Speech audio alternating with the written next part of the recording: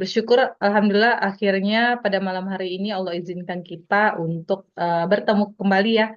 Setelah kemarin pertemuan perdana di kegiatan bersama Bunda Helvitiana Rosa dan akhirnya teman-teman masuk ke grup klinik puisi yang nantinya puisi teman-teman akan eh, di-review lah begitu ya dan diberi masukan oleh para mentor kita. Nah, pada malam hari ini tanpa memperpanjang waktu, kita mulakan pertemuan malam hari ini dengan nafas basmalah. Bismillahirrahmanirrahim. Kita mulakan terlebih dahulu dengan mendengarkan kata sambutan ya dari Koordinator Divisi Karya BPP FLP, Mbak Ika Safitri. Kepada Mbak Ika dipersilakan, Mbak. Baik, terima kasih. Bismillahirrahmanirrahim. Assalamualaikum warahmatullahi wabarakatuh. Waalaikumsalam warahmatullahi wabarakatuh. Waalaikumsalam warahmatullahi wabarakatuh. Suara saya jelas ya? Jelas, Mbak. Oh ya, Alhamdulillah. Bismillahirrahmanirrahim. Asyhadu an la ilaha illallah wa asyhadu anna Muhammadar Rasulullah la haula wa la quwata illa billahil aliyil azim. Alhamdulillahirabbil alamin. Pada kesempatan di malam hari ini ya, pada hari Senin tanggal 11 November tahun 2024, kita semua ya, Divisi Karya dan juga teman-teman FLP yang hadir pada acara puisi pada malam hari ini bisa bertemu kembali ya. Meskipun dalam dunia maya, semoga tidak mengurangi semangat kita untuk mendapatkan ilmu ya dari diskusi puisi yang akan kita lakukan nanti. Yang kedua, selawat kita salam semoga tetap tercurah kepada Rasulullah Muhammad SAW, yang mana beliau merupakan teladan kita sampai akhir zaman ini. Alhamdulillah ya, ini saya sapa dulu ya untuk teman-teman dari pengurus divisi karya ya, ada Pak Bambang, ada Pak Ragi, Mbak Kavita, terus kemudian ada juga teman-teman peserta di sini ya. Ini tadi saya lihat ada alhamdulillah sudah 16 ya, 16 peserta yang ada di Zoom ini termasuk dengan teman-teman dari divisi karya BPPFLP. Alhamdulillah ternyata di pertemuan kedua kita ya, setelah pertemuan yang pertama dengan Bunda Helvi Tiana Rosa ya, ternyata teman-teman masih semangat gitu ya. Bahkan ketika kemarin kita meminta untuk membuat puisi pada gercep gitu ya, langsung untuk membuat puisi mengirimkannya kepada kami. Nah, semoga dengan diadakannya acara klinik puisi yang insya Allah akan kita laksanakan setiap bulan sekali ini dapat bermanfaat bagi kita semua. Dan nanti diharapkan agar puisi-puisi ini nantinya bisa dikirim teman-teman ke media massa atau mungkin nanti ikut lomba dan sebagainya. Intinya semoga apa yang sudah kita diskusikan di acara klinik puisi yang akan kita laksanakan tiap bulan ini bisa bermanfaat bagi kita semua. Amin ya rabbal alamin. Mungkin itu saja Mbak Kavita, sambutan dari saya ya. Nanti silakan teman-teman bisa berdiskusi ya dan dengan Pak Bambang dan juga Pak Radi ya selaku pembedah puisi dari puisi yang diberikan teman-teman masing-masing. Seperti itu. Terima kasih atas antusiasnya. Kami mohon maaf jika mungkin ada kekurangan dari kami. Saya akhiri. Wassalamualaikum warahmatullahi wabarakatuh. Waalaikumsalam warahmatullahi Waalaikumsalam wabarakatuh. warahmatullahi wabarakatuh. Terima kasih Mbak Ika Safitri atas sambutannya dan arahannya malam hari ini. Baik teman-teman, saya mau cek ombak dulu peserta yang nama-namanya ada di flyer gitu ya. Ada 10 orang yang karyanya malam hari ini akan di-review dan diberi masukan oleh para mentor. Boleh nanti ketik di kolom chat ya, puisi gitu ya. Bagi teman-teman yang namanya ada di flyer. Ada Pak Ali Imran, Rio Rozalmi, Rabiatul Hasanah Daulay, Rahmat Riyadi, Yanto Purwanto, Ana Septiarini, Dika Permana, Nur Khairiyah, Siti Zulbaida, dan Paman Bungsu. Boleh chat di kolom komentar puisi. Jadi ada 10 orang. Kita mau lihat nih berapa orang yang hari ini hadir. Yuk. Oke, 2, 4, 6, 7. Ada lagi? Oke. Baik, ada 7 orang ya. Nah, dari 7 orang ini, apakah ada teman-teman yang bersedia untuk membacakan puisinya pada malam hari ini?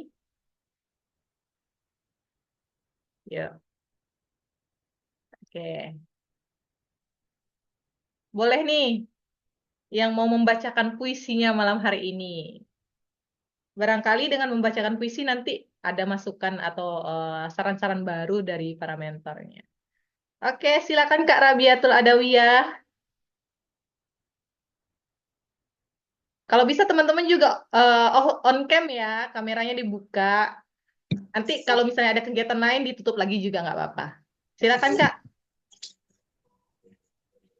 Assalamualaikum warahmatullahi wabarakatuh. Waalaikumsalam warahmatullahi Waalaikumsalam wabarakatuh. warahmatullahi wabarakatuh. Sebelumnya izin ralat Kak Rabiatul Hasanah, bukan Rabiatul Oh Adawiyah. iya, Rabiatul Hasanah ya.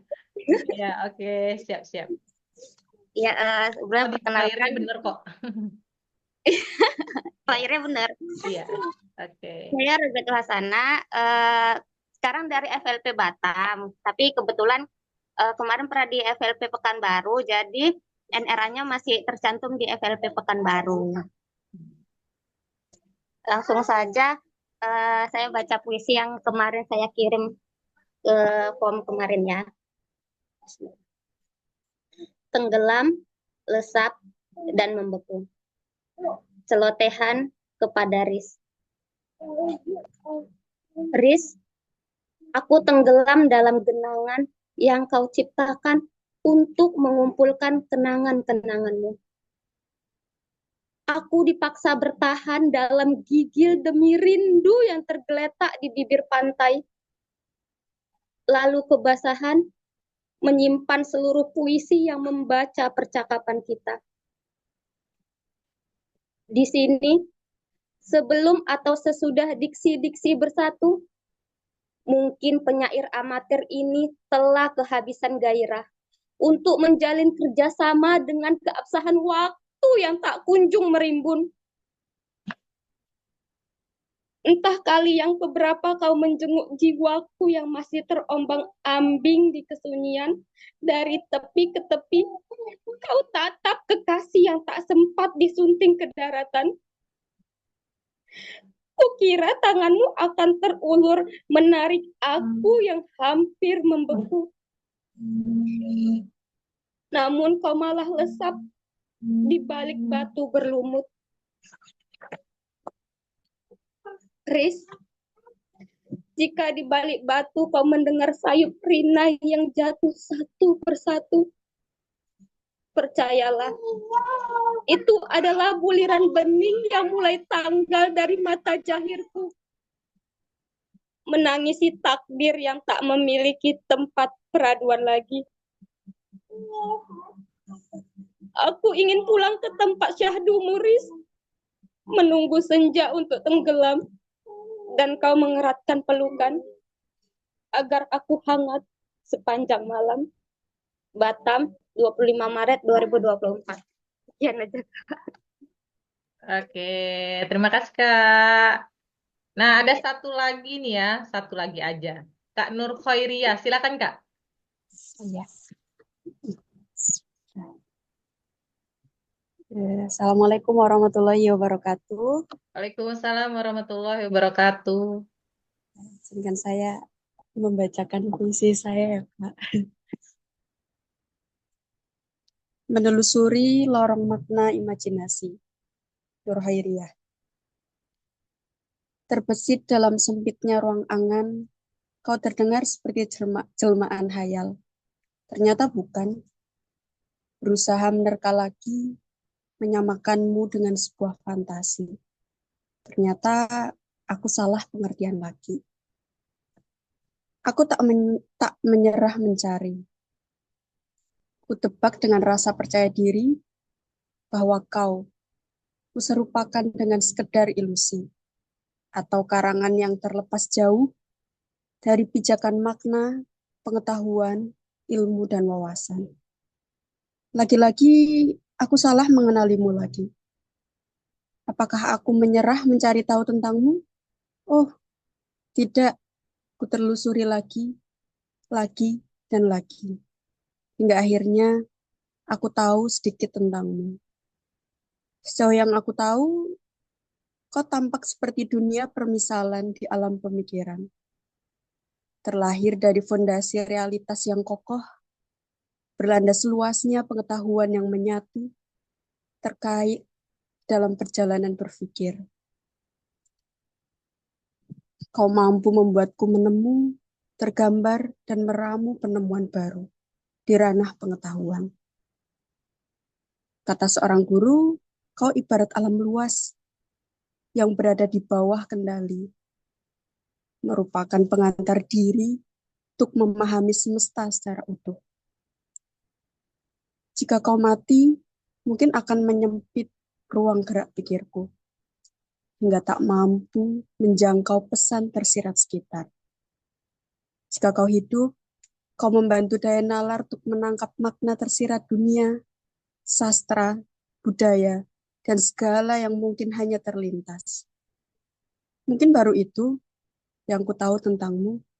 Agaknya aku harus kembali menelusuri lorong makna mendalam lagi tentang dirimu.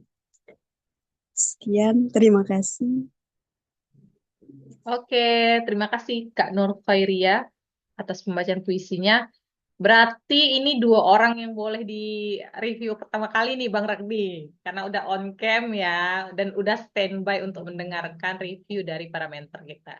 Nah, tanpa memperpanjang waktu lagi, kita berikan kesempatan kepada mentor kita untuk menyampaikan masukan dan sarannya. Kepada Bang Ragdi dulu deh. Dipersilakan Bang.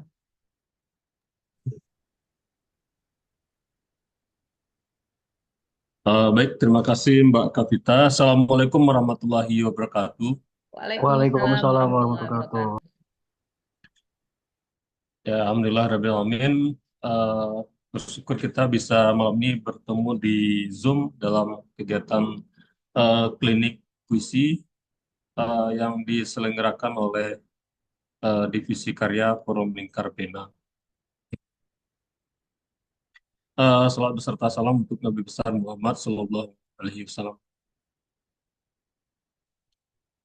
Baik, saya akan mencoba eh, menjalankan tugas ya, mereview puisi-puisi yang masuk dan bersama Pak Bambang kami sudah memilih ada 10 buah puisi dan saya nanti akan mencoba mereview eh, sebanyak 5 buah puisi.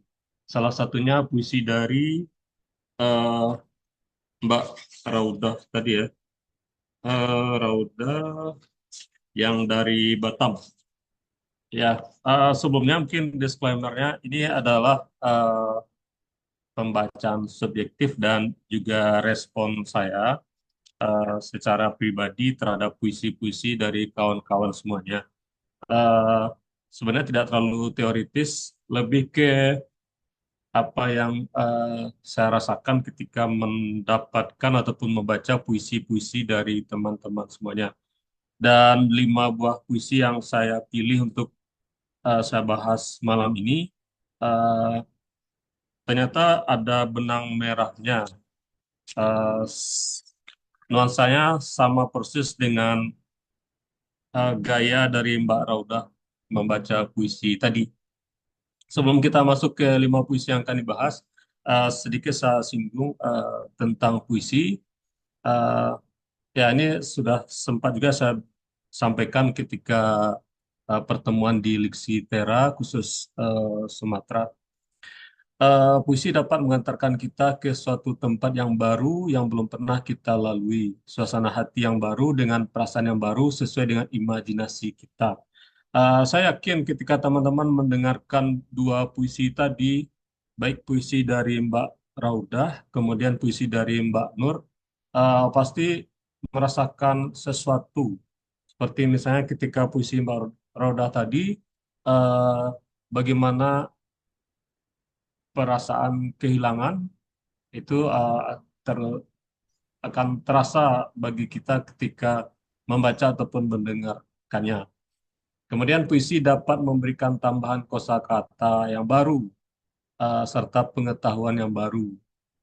Kalau kita dengar dari puisi Mbak Nur itu banyak sekali kosakata ya, yang baru, eh, yang bisa didefinisikan. Kemudian puisi dapat mengasah empati karena ketika kita membaca puisi, kita ikut merasakan hal yang sama dengan sisi penulis puisi. Nanti akan teman-teman semuanya akan bisa berhadapan dengan puisi-puisi tersebut. Dan tentunya ketika kita membaca puisi dengan konsentrasi, dengan melibatkan perasaan dan intuisi kita, biasanya kita bisa merasakan apa yang kira-kira dirasakan oleh penulis atau apa yang kira-kira ingin disampaikan oleh penulis, sehingga kita menjadi orang yang lebih peka, lebih bisa berempati. Kita mulai dari puisi pertama yang saya pilih. Di sini puisi dari Ali Imran. Kira-kira hadir nggak ya? Bang Ali Imran hadir? Belum hadir sepertinya, Bang. Belum hadir ya. Yang belum hadir gimana? Tetap dibahas atau kita lewatkan? Tetap dibahas saja, nggak apa-apa. Tetap dibahas saja ya. Puisinya berjudul Luka Tanpa Nama. Kira-kira teman-teman ada yang mau jadi partisipan membacanya? Kalau tidak, berarti saya bacakan ya. Luka tanpa nama. Goresan melukai ragaku, luka di dadaku yang tak bernama. Sebilah pisau tak terlihat mengiris lembut. Kasih sayangmu terselip dalam angin yang berlalu, seperti dedaunan yang luruh tanpa suara. Aku memetik bunga dari taman sepi, namun aroma itu tak seindah pelukanmu. Aku meratap dalam diam yang panjang, bersama bayang-bayang yang merenggut jiwaku. Langit tampak redup seolah ikut berduka. Dalam keheningan, aku mendengar suara-suara samar. Mungkin itu suaramu, atau hanya angin yang berbisik. Namun hatiku yakin kau masih di sini. Setiap langkah yang kutapaki di dunia ini membawa jejak luka yang kau tinggalkan. Namun juga membawa harapan bahwa suatu hari kita akan bersatu kembali. Iya. Dalam kesunyian, aku memanggil namamu. Meski tak ada jawaban. Aku Nah, tahu kok kan acting di kok mah. Kan acting cintamu tadi kok mah. Sama ada kan acting itu ya Pak Bisuhun. mengalir dalam nadi-nadi hidupku. Ini puisi dari Ali Imran, Luka Tanpa Nama. Eh, dari teks puisi ini, ya, pertama yang kita rasakan adanya ungkapan tentang perpisahan, tentang kehilangan antara si aku dengan seseorang yang sudah meninggalkannya. Eh, Peristiwa perpisahan ataupun kehilangan biasanya memang momen yang paling kuat untuk bagi seorang penyair ataupun seorang penulis untuk menulis. Jadi momen-momen yang paling sentimental, yang paling mendasar ke hati itu memang lebih mudah bagi kita untuk memancing sehingga kita bisa menulis. Nah, di dalam puisi Luka Tanpa Nama ini, tema yang diangkat oleh Ali Imran memang tentang perpisahan, tentang kehilangan, tentang luka. Kemudian secara penulisan ataupun pilihannya, eh, Ali berusaha untuk memilih diksi. Kalau kita lihat di bait pertama dan bait kedua itu usahanya sudah menunjukkan apa ya perkembangan. Kalau di bait pertama, goresan melukai ragaku. Sini sebenarnya struktur kalimatnya ataupun baris ini belum lengkap. Goresan apa yang membuat dia terluka? Kemudian juga penggunaan kata sepertinya juga masih belum eh, matang karena di sini ada dua kali ya.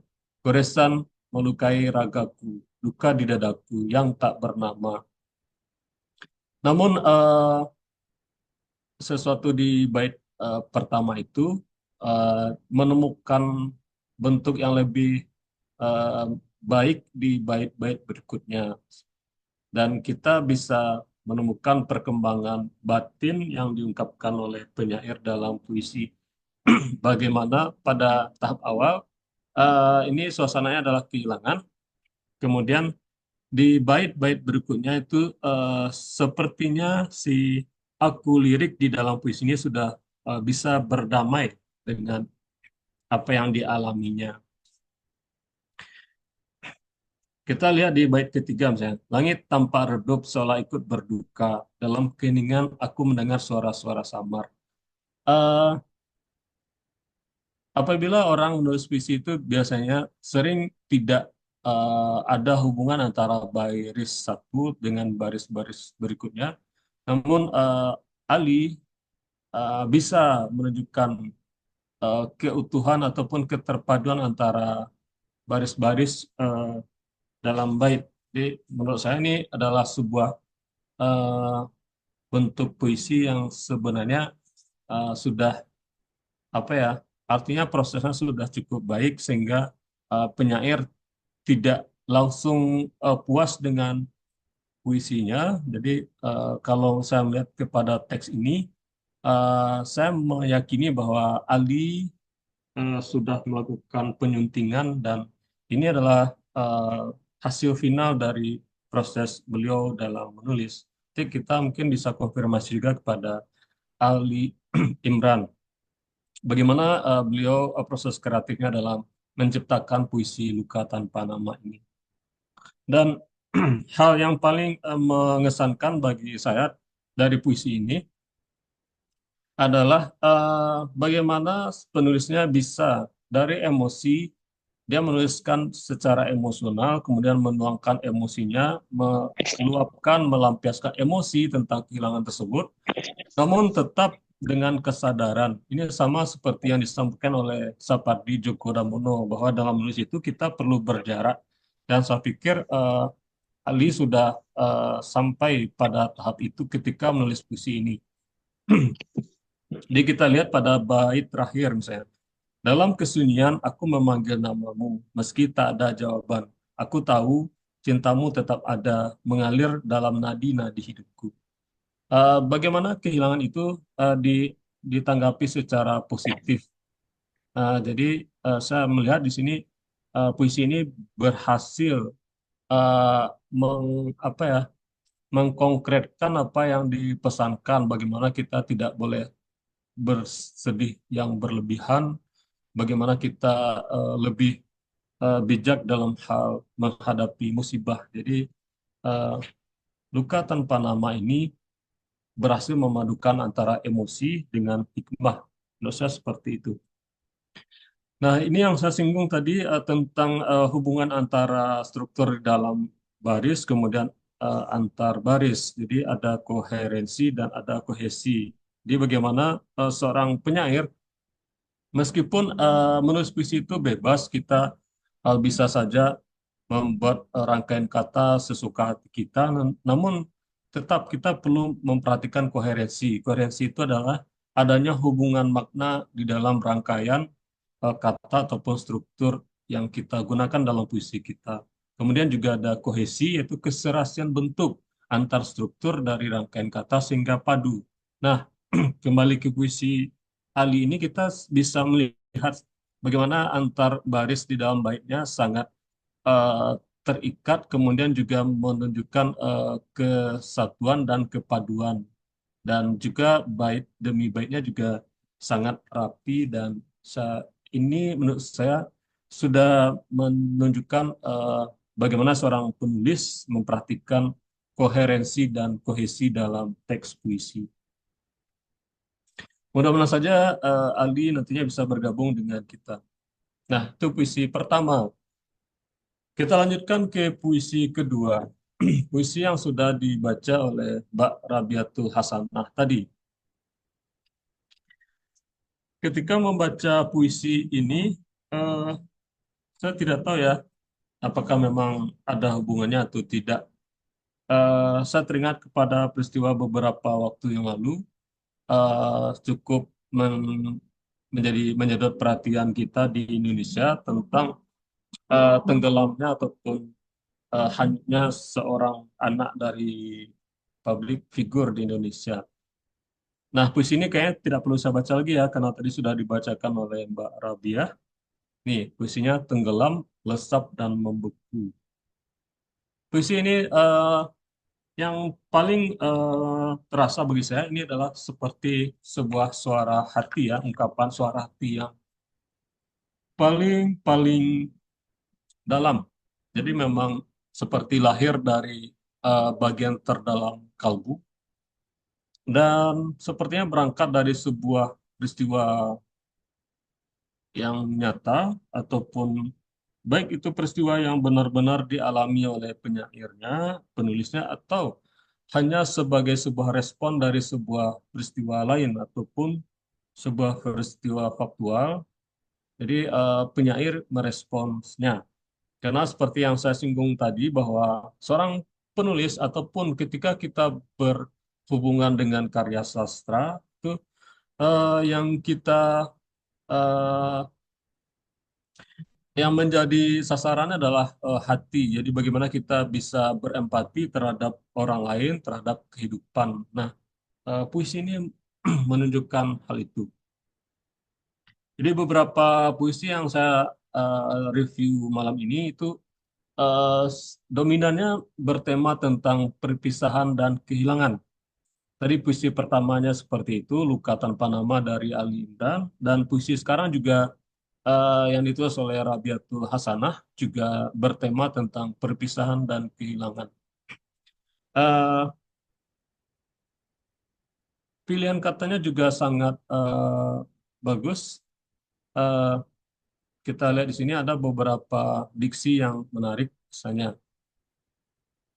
Aku dipaksa bertahan dalam gigil demi rindu yang tergeletak di bibir pantai. Rindu yang tergeletak. Rindu adalah sesuatu yang sifatnya abstrak, yang sebenarnya tidak bisa ditangkap oleh alat indera. Namun bagi Rabiatul Hasanah, rindu itu dikonkretkan ataupun dijadikan sesuatu yang bisa nyata.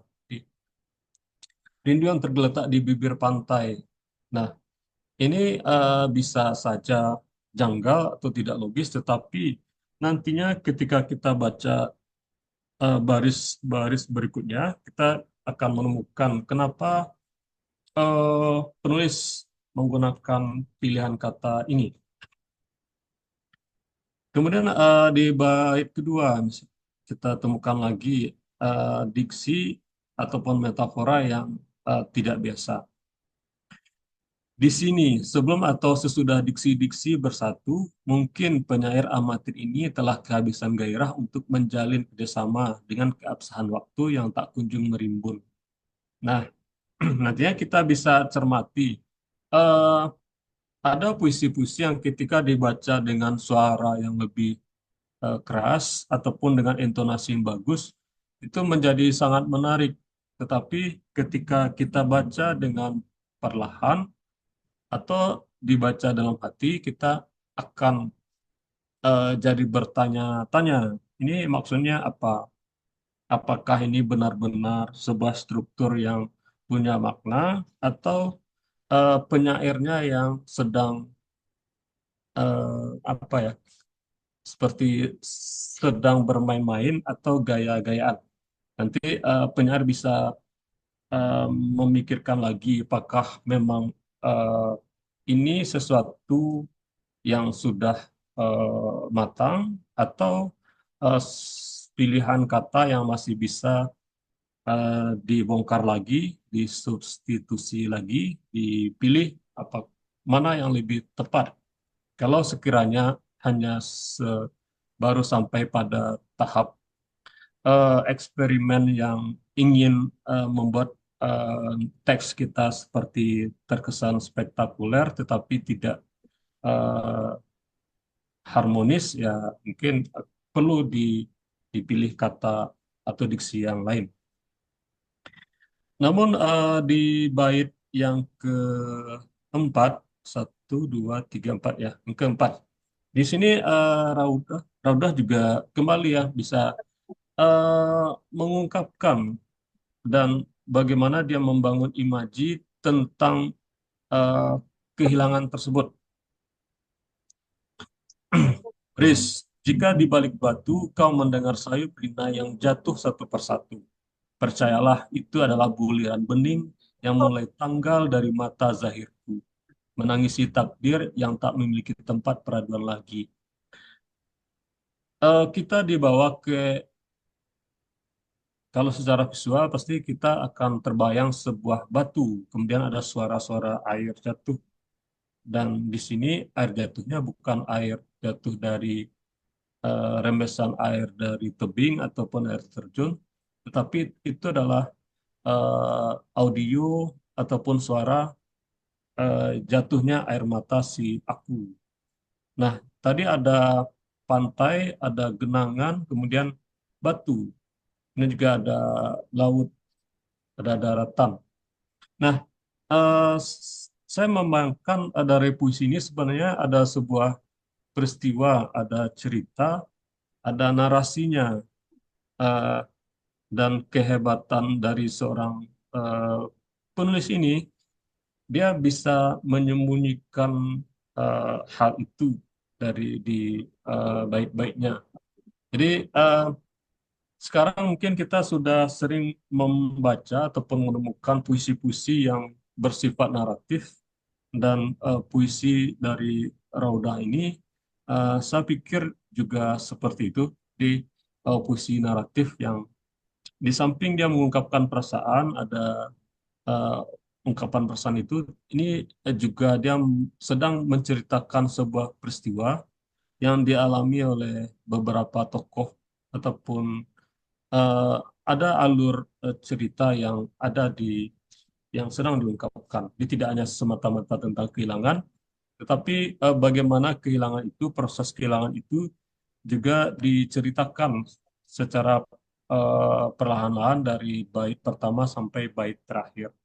Jadi kalau kita coba konstruksikan, puisi ini memang tentang seseorang yang kehilangan, bisa jadi kehilangan seorang yang sangat dekat dengan dirinya, apakah itu pasangan hidup atau keluarga.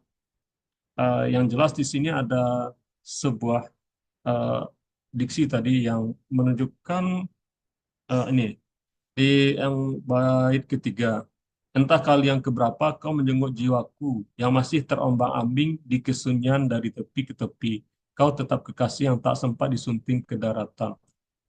Eh, saya tadi mengatakan bahwa puisi ini mengingatkan saya pada sebuah peristiwa musibah di tahun berapa ya? Ada putra dari Ridwan Kamil itu tenggelam di sebuah sungai di Eropa.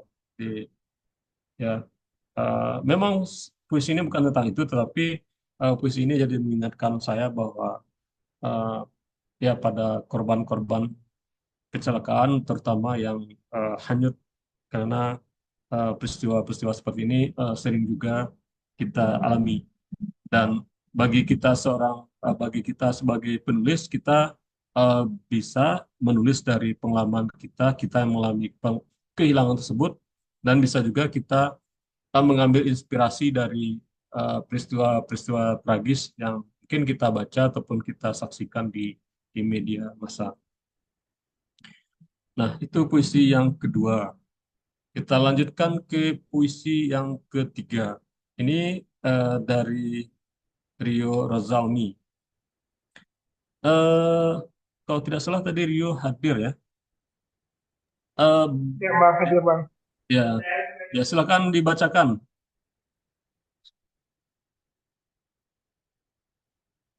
Ya mumpung orangnya ada ya. Ya Lagi silakan. belajar Bang, aku bisa lagi nyambi Bang. Gimana? Oh lagi di Jambi. Iya, iya, bukan lagi menyambi, lagi sambil. Menyambi. Sekarang tanggal belum ya? Oh nggak bisa ya. Oke. Ini puisi Rio Rosalmi. Judulnya Kepada Pekanbaru. Oke. Eh, Tidak perlu dibacakan ya. Sekarang sudah pukul 9 kurang. Takutnya nanti habis giliran Pak Bambang ya. Jadi langsung saja saya review ya. Puisi Rio Rosalmi ini dia lebih ke kritik sosial, jadi tentang fenomena kota Pekanbaru. Jadi kalau dua puisi sebelumnya eh, lebih mengungkapkan tentang isi hati, tentang kehilangan, perpisahan. Sementara di puisi ketiga ini, puisi Rio Rosalmi, ini lebih ke kritik.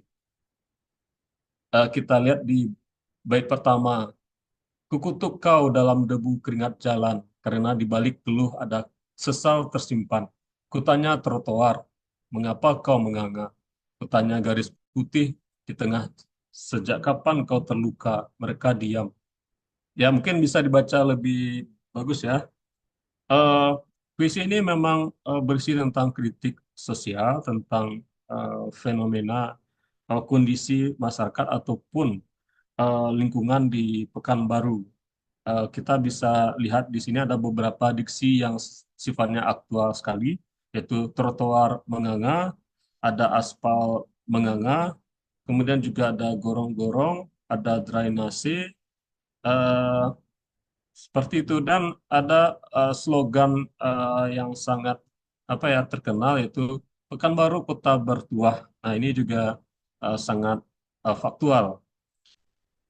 Kemudian dalam hal penulisan puisi, strategi Rio adalah melakukan repetisi. Jadi bagaimana penyair itu menggunakan pola struktur yang sama yang diulang-ulang di awal setiap bait.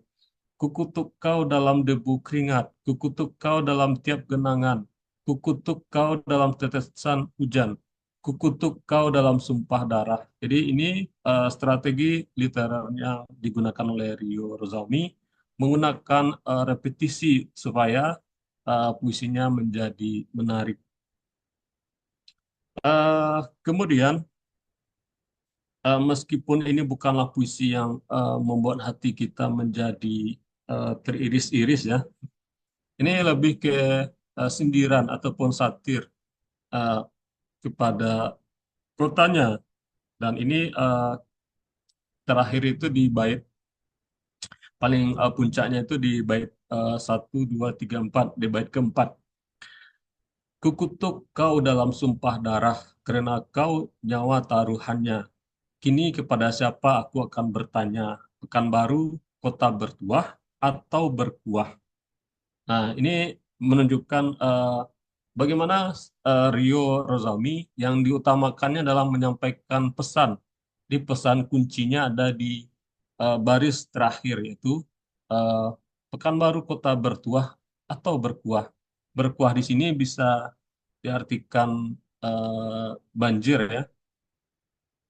Bisa jadi ke sana, kuah itu kan air. Tetapi bisa jadi mewakili banyaknya persoalan-persoalan sehingga dia tidak lagi memiliki tuah tetapi lebih dekat dengan permasalahan. Apakah puisi Rio ini sudah eh, bagus ataupun sudah eh, matang?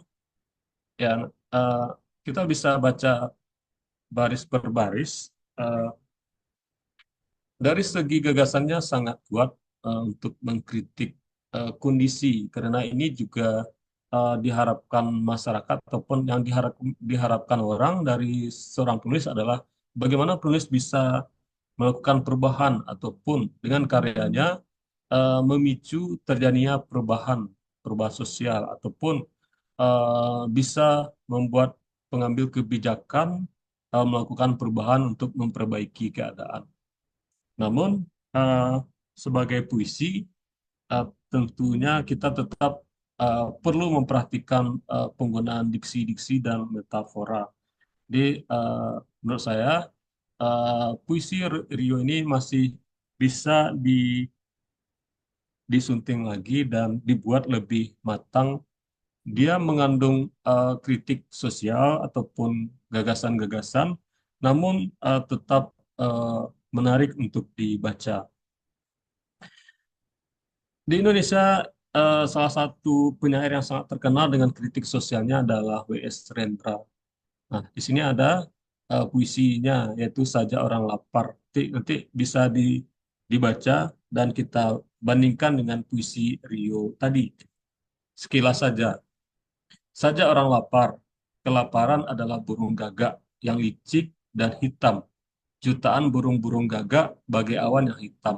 Nah, ini yang saya sebut bagaimana kita perlu ketika menyampaikan gagasan ataupun pesan-pesan tertentu ataupun berupa kritik, kita tetap menyampaikannya dengan metafora. Nah, ini memang tantangan bagi kita sebagai penulis. Dari Pekanbaru kita beralih ke Sumatera Utara. Masih menggunakan kata kepada ya, tadi kepada Pekanbaru dan ini kepada Praya. Orangnya ada kalau tidak salah. Kepada Praya ditulis oleh Rahmat Riyadi. Bagaimana Rahmat bisa membacakannya? Boleh, boleh Bang, boleh Bang. Ya, silahkan. Kepada Praya, di ujung meja kulihat Praya. Misalkan kita berbincang dan meminum kopi, adalah aku pintu yang kamu ketuk terus-menerus. Katamu musim penghujan adalah perbincangan ramai kota yang tersangkut di meja makan. Tapi kau tahu jika dingin, orang-orang di kampungku akan keluar rumah dan hidup di kedai-kedai kopi. Minumlah, katamu dengan hangat. Aku menyeduhkanmu kopi dari ribuan biji pertanyaan yang bersarang di rumah ini. Jawaban adalah sekumpulan tanda tanya yang tidak akan pernah mengakhiri sebuah cerita. Tapi kamu tahu, tapi kamu, adalah pertanyaan di kepalaku. Kukecup keningmu ketika kukecup keningmu ketika bulan berada di ubun-ubun. Adakah kepala dalam dekapanku ini sanggup menampung segala rahasia? Barangkali telah kau seka beberapa isi kepalaku dengan rendah-rendah dari bajumu yang lembut. Barangkali telah kau seka debu di hadapanku dengan jari jemarimu yang indah. Tapi kamu, adalah pertanyaan di kepalaku. Jalanan masih basah ketika kedai-kedai kopi mulai tutup. Tuhan menyisakan senyumanmu di trotoar, di bawah bulan padam dan bebatuan, yang mengantarkanku ke nisanmu, tempat terkubur segala jawaban. Ya, terima kasih Rahmat yang sudah membacakan pada Praya. Eh, Sepertinya ini masih berhubungan dengan puisi pertama, puisi kedua tadi itu tentang perpisahan dan kehilangan juga. Namun saya belum bisa menyimpulkan Praya ini eh, seseorang atau sesuatu. Tapi kita anggaplah ini seseorang. Lagi di bait terakhir ada eh, diksi dan kata kuncinya yang mengantarkanku ke nisanmu, tempat terkubur segala jawaban. Eh, Tema perpisahan dan kehilangan ini bagi Rahmat Riyadi itu dihubungkannya dengan eh, kebiasaan minum ataupun kebiasaan orang-orang itu di kedai kopi, baik untuk minum kopi atau sekedar duduk-duduk atau mengobrol. Dan biasanya kebiasaan ini menimbulkan apa ya? Kita akan saling berkomunikasi, bertanya jawab, dan sering muncul adanya pertanyaan-pertanyaan. Eh, Namun puisi ini sepertinya ingin mengungkapkan sesuatu, namun eh, sekaligus juga ingin menyembunyikan sesuatu. Di sepertinya penyairnya kalau dibilang ragu-ragu, mungkin bisa juga seperti itu. Eh, atau belum fokus ingin menyampaikan apa.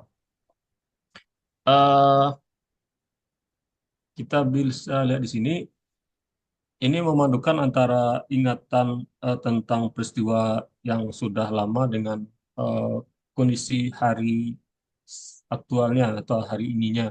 Di peraya bisa sebagai masa lalu, eh, ada sesuatu yang diharapkan dari kehadiran si peraya tersebut, tetapi di sisi lain dia juga masih belum meyakini hal itu sehingga eh, wacana tentang peraya itu masih menjadi sesuatu yang meresahkan ataupun menggelisahkan dan eh, penyair itu membungkusnya dengan eh, apa ya, narasi tentang kedai kopi. Sebenarnya ini bagus bagaimana kita membungkus kesedihan ataupun kepedihan atau istilah lainnya melankolia, tapi membungkusnya dengan sesuatu eh, yang dekat dengan suasana sosial tertentu. Di sini kedai kopi misalnya. Kedai kopi ini kan eh, nggak tahu ya, karena saya orang Sumatera itu kan menjadi sesuatu yang sangat akrab dengan orang-orang di Sumatera, di seperti sebuah oase. Kalau misalnya di Aceh itu kan juga yang nongkrong di kedai kopi itu ternyata tidak hanya orang-orang dewasa ataupun tidak hanya laki-laki, tetapi semua orang bisa eh, mendapatkan kenikmatan ataupun kebahagiaan dengan duduk di kedai kopi. Begitu juga sepertinya di kota-kota lain, khususnya di Sumatera, di bagaimana ritual duduk di kedai kopi itu bisa menjadi eh, memberikan ketenangan batin dan jadi apa, semacam pleasure juga bagi orang-orang di sana. Cuman yang menarik bagi saya di puisi ini ada satu bait yang membuat saya tuh teringat pada puisi yang lain. Saya tidak tahu apakah Rahmat memang eh, membuat puisi ini terpengaruh oleh puisi tersebut atau tidak ya. Sudah pernah membaca puisi yang saya tulis di sebelah kiri ini? Barangkali telah kau seka namaku. Eh, Pernah? Iya iya Bang. Jadi kalau kalau saya buat puisi itu untuk buat satu bentar. Bentar ya. Maaf Bang ya, ini agak berisik. Jadi kalau saya buat Ya. buat satu puisi itu saya akan membaca belasan puisi. Oh, Dan kayaknya memang barangkali telah kau seka namaku ini ada di belasan puisi yang ku baca. oh, ya. Oke. Ya, terima kasih ya. Jadi ternyata memang eh, jejaknya tertinggal di puisi ini. Tapi tidak masalah, karena di puisi ini ada yang saya pikir ini sebuah diksi original dari Rahmat ya. Artinya ini sesuatu yang kecil, tetapi menurut saya ini memberikan imaji yang bagus dari puisi ini. Yaitu di baris keduanya, dengan rendah-rendah dari bajumu. Kita baca ya. Barangkali telah kau seka beberapa isi kepalaku dengan rendah-rendah dari bajumu. Ah, ya, kembali ya, karena puisi itu bagaimana eh, dari teks itu bisa memicu pembaca itu alat inderanya, dan dari sesuatu yang abstrak itu bisa dikonkretkan. Jadi renda-renda di baju. Kalau kita lihat ke baju, kalau baju-baju sekarang mungkin dia pakai renda-renda, tetapi kalau baju-baju tradisional itu kan punya sulaman, punya renda, dan saya pikir eh, pemakaian eh, rangkaian kata ini bagus, membuat puisi ini menjadi lebih eh, hidup dan berpijak pada kenyataan. Oh ya, di sini ada juga bagaimana sesuatu yang universal itu dibawa ke ranah personal, ataupun sesuatu yang sifatnya awalnya personal bagi penulis itu dijadikan sesuatu yang universal. Di samalah seperti puisi yang tadi ada luka tanpa nama, puisi Raudah, kemudian puisi Rio juga seperti itu, sesuatu yang awalnya adalah respon kita terhadap pengalaman kita terhadap lingkungan di sekitar kita ataupun pengalaman pribadi kita, namun dengan kreativitas kita sebagai seorang penulis, kita jadikan itu menjadi sesuatu yang universal sehingga siapapun yang membaca itu bisa membawakannya kepada kehidupan masing-masing. Itu puisi Ahmad, kita tinggalkan dulu. Kita lanjut ke puisi terakhir dari 5 puisi yang saya pilih.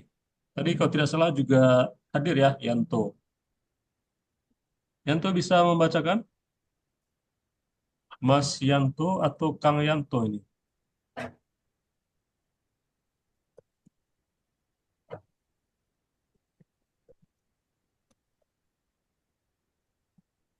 Hadir?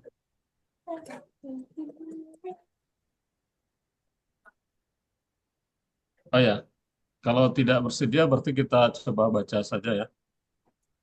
Eh, Judulnya Wong Kong. Ini juga sesuatu yang aktual juga. Nak, kapan kau menikah? Cucu darimu ditunggu dengan gundah. Saban hari susah rebah sebab resah. Sorak tetangga kadang bikin jengah. Sabarlah, Bu, mencari berangkas untuk hati tak semudah mencari dusta. Cita-citaku membawa mantu yang enggan minta-minta. Cantik, setia, serta tidak marah bila ku ajak ke neraka. Nah, usah kau banyak menimbang, ingin segera menimbang hingga lupa gamang. Memeluk-meluk sayang yang menolak usang. Bermain-main bersama bayi sampai kau dan istrimu datang. Perigi memaksa kalian pulang terlalu petang. Bukan begitu, Bu. Gajiku begitu mini. Sedang mimpi terlalu mahal buat dibeli. Sebaiknya kita menunggu diskon dari pemilik aplikasi langit dan bumi. Biar hujan jadi kurir pengantar perasaan yang kupesan. Dan seterusnya ya. Yang menarik dari puisi Yanto Purwanto ini, bagi saya, dari kelima puisi yang saya bahas, ini adalah puisi yang paling dominan memperhatikan bunyi. Jadi aspek bunyi adalah sesuatu yang sangat jadi fokus dari penulis puisi ini, dari yang dilakukan oleh Yanto. Jadi Yanto sangat usaha puitikanya adalah bagaimana memperhatikan unsur bunyi pada puisi. Meskipun ada beberapa bunyi itu yang memang seperti terpaksa ya, tapi usahanya patut kita acungi jempol. Di sini bagaimana Yanto itu memperhatikan rima. Kita lihat di bait pertama itu menggunakan menikah, gundah, susah, resah, jengah. Kemudian di bait ketiga itu menggunakan menimbang, menimang, gamang, sayang, usang, datang, pulang, dan petang. Jadi sebagaimana kita tahu bahwa puisi itu di samping mengutamakan makna, namun yang pasti adalah estetika puisi itu terletak pada bunyi. Dan bunyi itu biasanya muncul dengan pilihan kata. Jadi puisi Yanto ini sangat memperhatikan bunyi di rima. Kemudian yang menonjol dari puisi ini adalah lugas. Bagaimana dia menyampaikan pesan itu begitu langsung dan eh, apa adanya. Jadi benar-benar bukan sesuatu yang disembunyi-sembunyikan. Jadi memang jawabannya sangat lugas. Namun meskipun lugas, tetapi juga ada unsur jenaka seperti bermain-main. Misalnya gini, bukan begitu, Bu, gajiku begitu mini, sedang mimpi terlalu mahal buat dibeli. Gajiku begitu mini. Ini mini, ya ini artinya memang gajinya kecil ya. Tapi ketika penyair ini menggunakan pilihan kata tersebut, jadi memang ada apa ya, sifat jenaka yang dihadirkan dalam puisi ini. Di samping jenaka juga adanya kesegaran karena memadukan beberapa hal yang bagi orang mungkin ini sepertinya puisinya tidak puitis, tetapi itulah justru di sana letak puitika dari puisi Yanto ini. Jadi saya tadi mencoba mencari arti apa sih sebenarnya wangkong itu. Nggak tahu nanti mungkin bisa dikonfirmasi juga kepada Mas Yanto ya. Kalau saya lihat di kamus tadi artinya adalah pembicaraan atau obrolan. Jadi kalau memang itu artinya, berarti kan ini memang puisinya tentang mengungkapkan adanya obrolan antara seorang anak dengan ibunya. Dan anak ini khususnya adalah seorang laki-laki yang sudah dewasa, yang sampai mungkin sudah seharusnya menikah tetapi belum juga menikah. Nah, ini kembali kepada puisi, berarti puisi ini juga sangat aktual dan dia mengungkapkan fenomena sosial yang eh, memang timbul di perkotaan bagaimana para bujangan ataupun jomblo-jomblo itu yang sudah waktunya menikah tetapi belum menikah karena banyak kendala ataupun persoalan yang membuat mereka belum menikah. Nah, di samping bunyi kemudian ada diksi-diksi yang segar dan fenomena aktual tersebut yang saya apa ya menjadi tanda tanya bagi saya sesuatu yang sepertinya agak menyimpang dari semangat puisinya. Di satu dua di bait kedua di sini si anak ini menjawab pada ibunya, sabarlah Bu, mencari berangkas untuk hati tak semudah mencari dusta. Cita-citaku membawa mantu yang enggan minta-minta, cantik setia. Nah ini kan eh, idenya adalah sosok menantu yang ideal yang baik. Namun ini bertolak belakang dengan bait terakhir, serta tidak marah bila kuajak ke neraka. Jadi tidak marah kuajak ke neraka ini bagi saya sesuatu yang seperti berbeda gitu. Nggak tahu lah apakah neraka di sini punya makna lain, tetapi kalau kita lihat ke pilihan-pilihan kata yang lugas, berarti neraka ini juga punya makna yang lugas juga seharusnya. Nanti kita bisa meminta kepada penyair apa maksud beliau dalam memilih diksi ini, karena ini jadi seperti eh, tidak sesuai dengan semangat eh, ide ataupun gagasan di dalam puisi ini. Sudah pukul 9, sepertinya kepanjangan saya mengulasnya. Eh, ya, sepertinya kita cukupkan dulu, nanti bisa disambung lagi. Ini gitu kayaknya Mbak Kavita nanti bisa disambung dengan Pak Bambang. Nanti kalau memang ada yang perlu dilanjutkan, akan saya lanjutkan.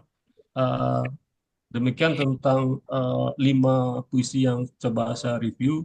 Ini pendapat pribadi saya. Nanti juga bisa teman-teman komentari ataupun sesuai dengan opini kita masing-masing. Nanti bisa kita diskusikan lagi. Barangkali itu saja Mbak Kavita. Demikian. Assalamualaikum warahmatullahi wabarakatuh. Waalaikumsalam warahmatullahi wabarakatuh. Terima kasih Bang Rakdi. Selanjutnya langsung saja ke Pak Bambang. Silakan Pak. Terima kasih, Vita. Assalamualaikum warahmatullahi wabarakatuh. Waalaikumsalam warahmatullahi wabarakatuh. Alhamdulillahirrahmanirrahim. Allahumma sholli ala Muhammad wa ala ali Muhammad. Kebetulan di sini hujan lebat. Nanti kalau misalnya tiba-tiba lampu mati, mudah-mudahan nanti dengan cara lain kita coba selesaikan. Karena saya sudah ada beberapa catatan untuk 5 puisi yang saya coba bincangkan. Udara dia tentunya sangat luar biasa dengan kedisiplinan ilmu yang pas, tampilannya luar biasa, bahkan tidak cukup ternyata 1 jam untuk 5 puisi. Awalnya memang untuk teman-teman yang eh, untuk edisi kali ini itu ada 43 puisi yang masuk. Setelah diskusi awalnya pingin 10-10 atau 9-9, tapi ternyata ini menjadi bahan evaluasi kita lah ya. Apakah nanti kita akan mengevaluasi seperti ini aja tanpa ada diskusi. Nanti kita untuk edisi berikutnya yang belum terbincangkan atau ada yang baru, nanti kita akan mengurangi eh, atau menambah atau bagaimana teknisnya itu nanti kita berdasarkan evaluasi sekarang. Yang jelas, bagi teman-teman yang puisinya belum terpilih pada malam hari ini, kalau mengikuti tentunya ada pola-pola yang sama yang dibincangkan oleh Udarahdi tadi. Dan mungkin ada tambahan saya sedikit. Ah, ternyata dengan 5 puisi aja udah 1 jam lebih ya udah ya. Oke, bisa nanti tadi belum lagi yang ulasan-ulasan keilmuannya lagi dan sebagainya. Mungkin ini satu kondisi yang sangat bagus sebetulnya untuk menumbuhkan penyair-penyair dari FLP. Kami eh, coba memfasilitasi semampu keilmuan kami, kepraktisan keilmuan, kepengalaman dan sebagainya. Baik, saya ke bagian 5, tapi nanti kita deadline-nya adalah batasnya waktu. Nanti kita evaluasi untuk kedepannya seperti apa ya. Tapi tolong ketika yang tidak terpilih tetap ikut. Insya Allah nanti ada manfaatnya untuk bisa menjadikan revisi bahan puisi kita. Saya coba satu-satu dari 5 yang ada. Bentar. Ini. Ana Septiar ini ada nggak?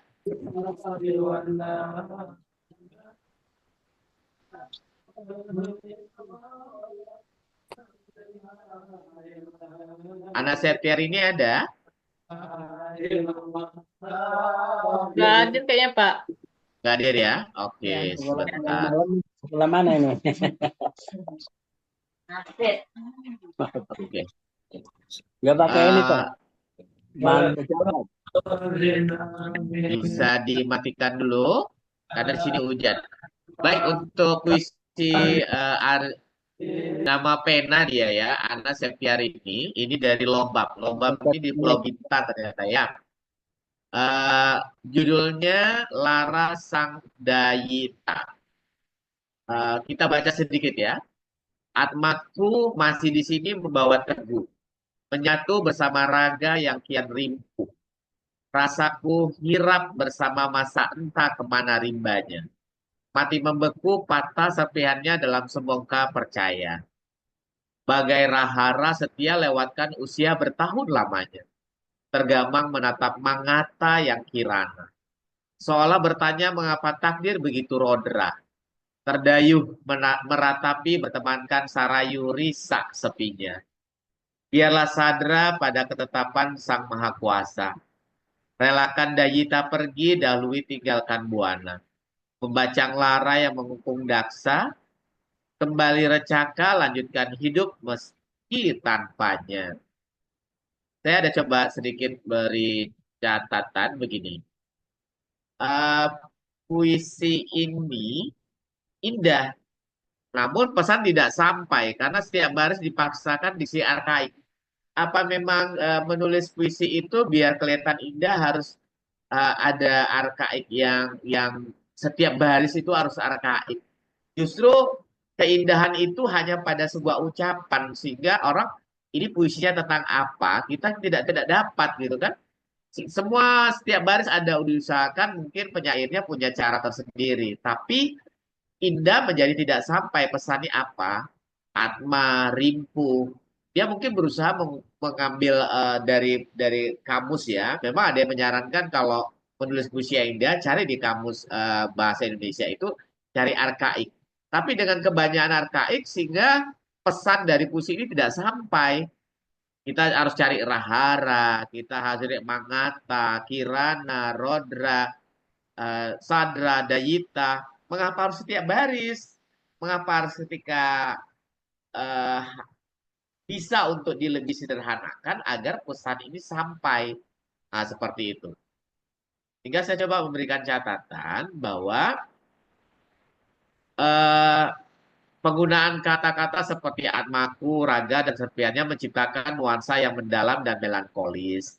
Rasa mati membeku, patah serpihannya dalam sebongkah percaya, menunjukkan konflik antara harapan dan kenyataan, memberikan kedalaman emosional pada pembaca. Memang kalau bagi yang suka membaca puisi ada sesuatu diksi yang indah, itu akan memberikan sesuatu sensasi. Tapi pesan-pesan itu tidak akan pernah sampai ketika ini arkaiknya terlalu berlebihan. Nah, kayak gitu. kita bisa melihat lagi bahwa tema puisi ini memang kehilangan. Dengan bijak mengaitkannya dengan ketentuan Tuhan. Sebetulnya kalau misalnya tidaklah ada terlalu banyak diksi arkaik, pasti puisi ini tentang kehilangannya itu sampai. Karena kita seperti kata udah tadi, kalau kita dalam posisi kehilangan, kesedihan, itu akan mudah untuk mengalirkan sebuah sebuah puisi. Kita bisa melihat bahwa ya ada cukup banyak sebetulnya catatan karena hampir setiap istilah ini memang menggunakan perumpamaan yang kuat, tapi kadang-kadang perumpamaan itu tidak selaras dengan konteks lainnya. Contohnya, tergamang menatap mangata yang kirana. Itu cocok untuk menggambarkan kerinduan. Namun, sarayu risak sepinya agak ambigu dan butuh klarifikasi. Eh, ini dan catatan-catatan ini nanti bisa saya berikan secara japri kepada yang bersangkutan karena tidak hadir. Momen puisi dalam momen emosi. Berusaha penulis ini mengampilkan momen emosi yang kuat, namun momennya ada cenderung tidak konsisten, ya. Ada perasaan sedih, kemudian rindu itu berubah-ubah tanpa transisi yang jelas kayak gitu, ya. Jadi kita kan menulis puisi usahakan konsistensi dalam puisi itu adalah sebuah cerita ya, bukan sebuah sebuah meruahkan kata-kata indah, diksi yang indah, tapi tidak menjadi sebuah cerita. Silakan teman-teman nanti kalau mau baca puisi ini, karena penulisnya saya kan tidak hadir, nanti akan bertanya-tanya ini puisi ini tentang apa sih sebenarnya? Karena terbelenggu terkungkung pada setiap baris itu dia memilih kata arkaik kayak gitu ya. Jadi teman-teman silakan itu akhirnya style masing-masing. Tapi juga bijak menggunakan diksi yang seperti apa gitu untuk kita cantumkan di dalam puisi kita. Ya, itu untuk Ana Septiarini atau nama penanya Arina Mumtazah. Mudah-mudahan malam ini tetap ada bisa direkam ya kita ya sehingga nanti kita bisa meng-share dan mengulang kepada yang tidak hadir. Iya Pak, nanti Baik ya. di Gildra. Oke. Saya lanjutkan untuk share berikutnya ya.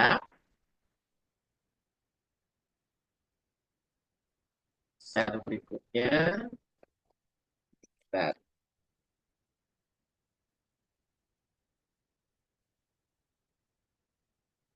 Saya coba Dika Pramana. Oke. Dika Pramana hadir nggak? Hadir, Pak. Ah, ya, ya. Dika bisa bacakan puisinya. Yang Dika ngirimnya lebih dari satu ya? Iya, Nggak lupa. apa-apa, tapi saya pilih satu aja ya, karena kita Iya, iya, berbagi iya, sama Pak. yang lain. Iya, Pak Bambang. Yang saya pilih itu Ra. Di buku, di laptopnya ada buka atau mau baca yang di layar? Ini kebaca di layar aja. Nah, Oke, sebentar. Baca yang di layar berarti, coba silakan baca. oke. Ra, teruntuk Ra, gadis berselimut malam. Sudahkah kuceritakan kepadamu tentang seorang gadis yang membunuh rindunya dengan air mata, yang mengunci mulutnya dengan polesan-polesan lipstick menor dan lembaran-lembaran rupiah para lelaki durjana. Gadis itu, Ra namanya. Pada sebuah cermin, ia bertanya. Ya. Pada sebuah cermin, ia selalu bertanya, dosa kaya pada Tuhan, sedangkan dunia sudah terlalu keji menistakannya. Kepada Purnama, ia selalu bercerita tentang rindu kepada ibu bapak. Ini tentang penerimaan, dan aku menerima takdirku, ujarnya suatu masa. Sedangkan Purnama sudah genap melambungkan doa sebuah surga untuknya. Karawang, 4 Mei 2022. Terima kasih, Pak. Oke, terima kasih. Ini puisi-puisi kamar kayak gini saya suka gitu kan, karena ditulis tentunya. Apalagi kalau namanya puisi persembahan, pasti kita akan berusaha mendetilkan Ra itu siapa, silakan. Nah itu kan milik seorang penyairnya. Tapi kalau namanya puisi persembahan, itu dalam persembahan dimaksud pada seseorang yang teridentifikasi dalam ini RA. RA itu siapa? Itu yang tahu adalah penulis. Tentunya dia memvisualkan mungkin masalah kekaguman, kerinduan, dan sebagainya kepada Ra itu yang seperti apa. Kita hanya sebagai yang menafsirkannya seperti begini. Saya coba melihat begini. Puisi ini eh, mungkin masih ada yang belum swasembada sampai akhir ya.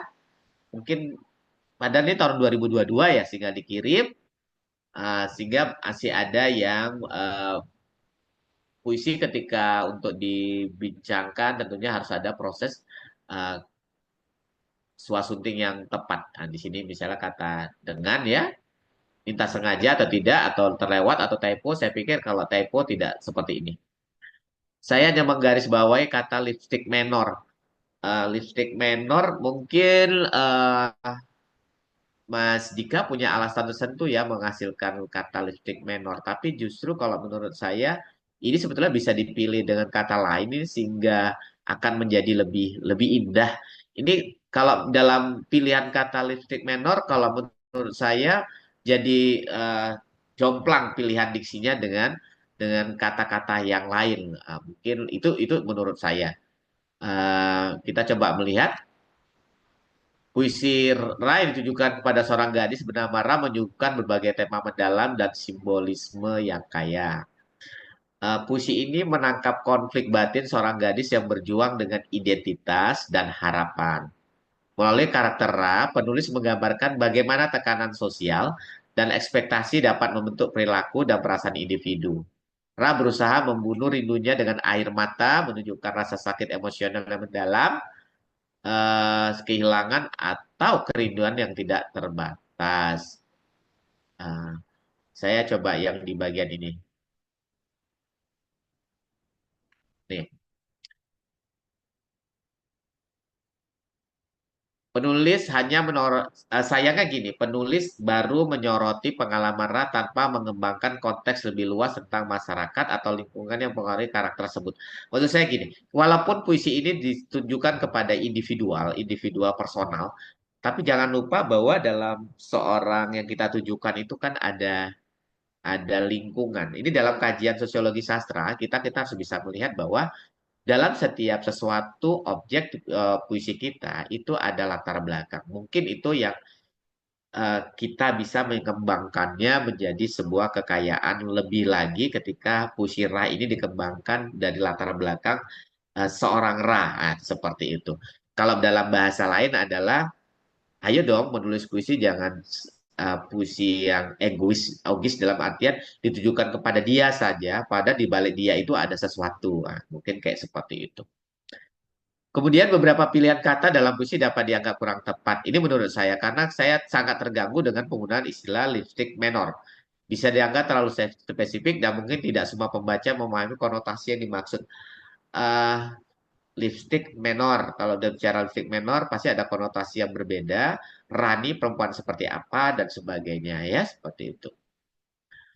Memang puisi ini melompat-lompat antara ide tanpa transisi yang kurang tepat. Ini kalau menurut saya ada sesuatu yang abrupt, mendadak perubahan-perubahan antar ide antar transisi itu, ya. Beberapa frase dan ide diulang tanpa memberikan kedalaman tambahan pada makna, misalnya pengulangan tema kerinduan dan dianggap mubazir. Jadi kerinduan itu diulang-ulang, dan diulang-ulang.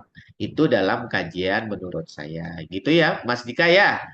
Tapi Mas Terima Dika kasih, puisi-puisi Pak. yang saya sengaja pilih yang Silakan. Ra karena yang lain itu ada yang nomor satu tuh yang itu udah perfect deh bagi saya. Gak usah Iya, dianu. iya. Saya ambil yang Ra aja. Nah, ini masih ada titik celah untuk saya lihat. Ada yang paling Iya, suka tuh yang dari 5 puisi itu ada satu yang nomor pertama itu ini nggak ada yang celah untuk bisa dilihat. Maka saya pilih yang Ra iya. seperti Terima itu. kasih, Pak. Ya, terima kasih. Mudah-mudahan lanjut FLP punya penyair-penyair hebat. Nampaknya kalau Mas Dika tipe-tipe puisi kamar ya kayak Sapardi, tapi tidak akan menjadi seperti Sapardi, pasti ada Iya, style tersendiri gitu ya. Itu iya. saja Mas Dika ya. Ya, terima kasih, Pak. Sama, yuk kita lanjutkan. eh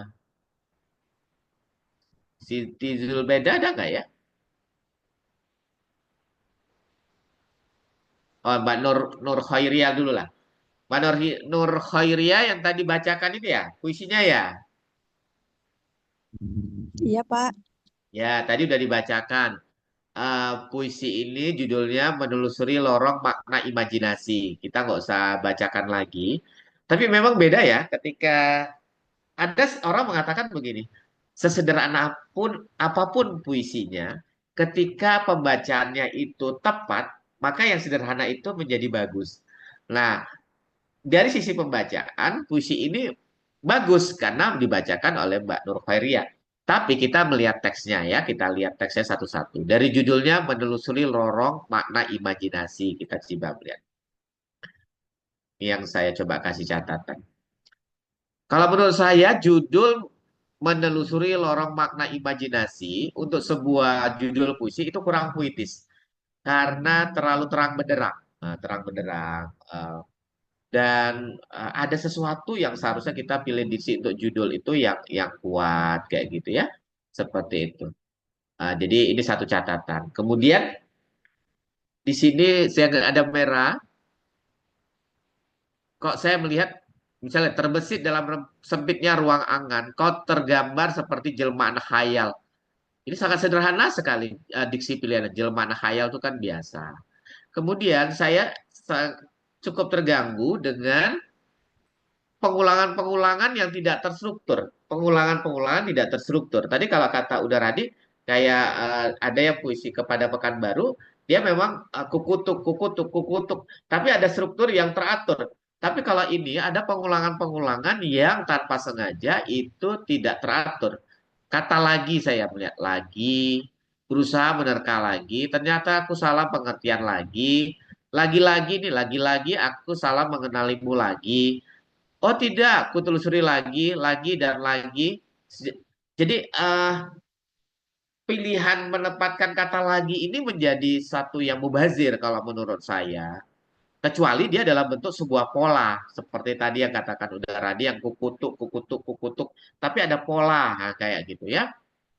Dan pemilihan diksinya memang harus dicari kembali. Misalnya seperti ini. Ini kan diksi yang biasa, sejauh yang aku tahu. Apakah ada sesuatu yang lain lagi diksi ini harus kita pilih? eh, Selain memilih kata sejauh yang aku tahu, kayak sepertinya seingat saya itu kan biasa saja, gitu kan? Juga yang ku tahu tentangmu ini pilihan yang sangat biasa. Belum yang lain lagi. Tadi saya melihat banyak yang harus kita pilih untuk berdasarkan biar dia menjadi diksi yang tepat. Tapi bukan seperti yang pertama tadi, semua baris itu harus ada diksi arkaik yang rumit kayak gitu. Enggak usah. Ini kan puisi-puisi yang renyah, yang sederhana tapi juga tidak murahan nah, kayak gitu. Ya, kita tetap harus mengatur pola. Coba perhatikan misalnya kalimatnya seperti ini. Kita sama-sama rasakan sensasinya. Ini kalimatnya panjang banget tapi sebenarnya bisa dipangkas. Sejauh yang aku tahu, kau tampak seperti dunia permisalan di alam pemikiran. Itu kan bagus tuh kan? Yang kata dunia permisalan di dalam alam pemikiran. Terlahir dari pondasi realitas yang kokoh. Nah, ini kan biasa nih, pondasi dalam puisi itu kata pondasi realitas itu kan sebetulnya bisa kita ganti lagi. Berlandas luasnya pengetahuan yang menyatu terkait dengan perjalanan berpikir. Ini bisa kita lebih sederhanakan ya, Mbak ya. Nggak apa-apa kalau misalnya kita di sini biar untuk perbaikan. Sini ada 5 catatan saya yang tadi saya katakan ada kata lagi-lagi menjadi monoton. Kemudian tadi ada jelmaan khayal, sejauh yang aku tahu ini biasa. Untuk Mbak Nur Khairia, saya pikir itu jadi silakan sebelum dipublikasi coba saya yakin puisi ini belum mengalami proses pengendapan sehingga karena ada tugas ini masih langsung dikirim atau memang sengaja biar diproses di sini. Itu kita sama-sama itu kan. Gak apa-apa, kita sama-sama belajar sini. Lanjut untuk yang ada satu. Paman bungsu ada? Ada tadi, Pak. Paman bungsu bisa bantu hadir? Kalau bisa baca, Ada hadir. sila Ada tuh, Papa Bravo. Papa Bravo. Ih, luar biasa namanya tadi Paman Nama bungsu ya sekarang Papa ganti-ganti terus Bravo. nih. Silakan Papa Bravo untuk baca. Izin agak-agak off cam ya, karena kita berbagi ini sama-sama Zoom dengan orang rumah nih. Sebelahnya Luar lagi biasa. tasin. Lanjut, Mas. Baik. Sajak petualang merdekaku pulang. Biar jelma jadi aksara. Biar luruh jadi huruf. Biar padat jadi kalimat. Biar rata jadi kata-kata. Sebahku. Biar hancur tanpa tutur. Biar dingin terhembus angin. Biar lantak tak sekedar retak. Biar beku serupa salju. Rapuhku. Sajak petualang merdekaku pulang. Tebar kebajikan bagi semesta. Masih bisa kutulis bebait syair yang hendak kuanggap manis. Pagiku menyala bergelora, siangku membara, soreku mengangah menggelegak, dan malamku membaka. Demikian. Terima kasih Papa Bravo, Paman Bungsu.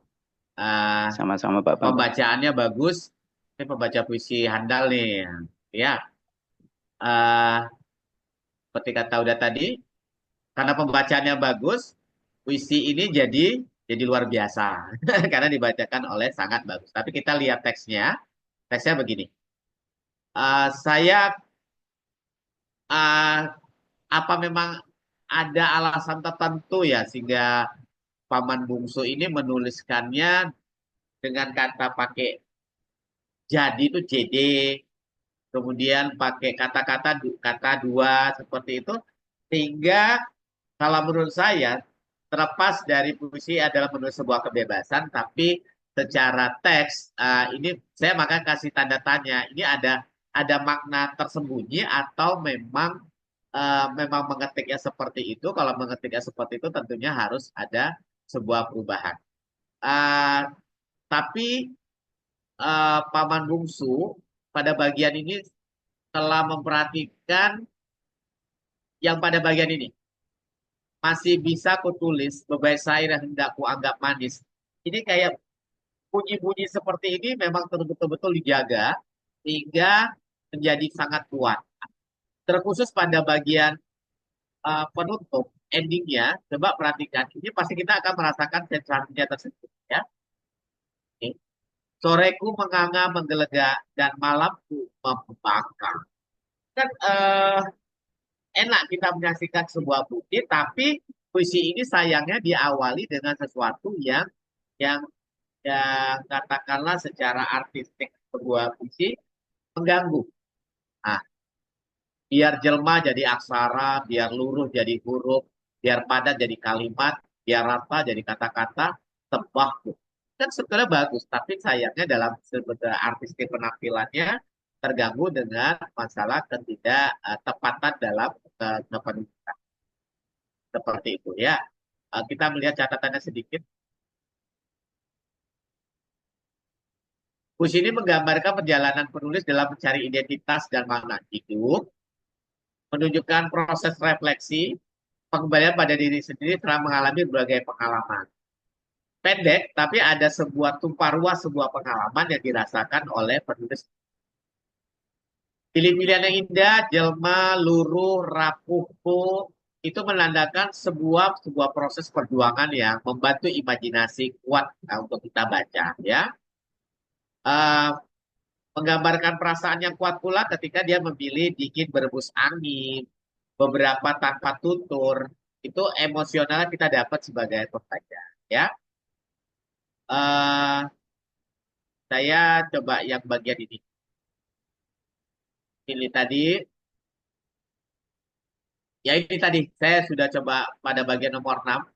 menyampaikan perjalanan kebebasan terasa ambigu ketika tampilannya adalah ketidakutuhan menjadi sebuah kalimat ya.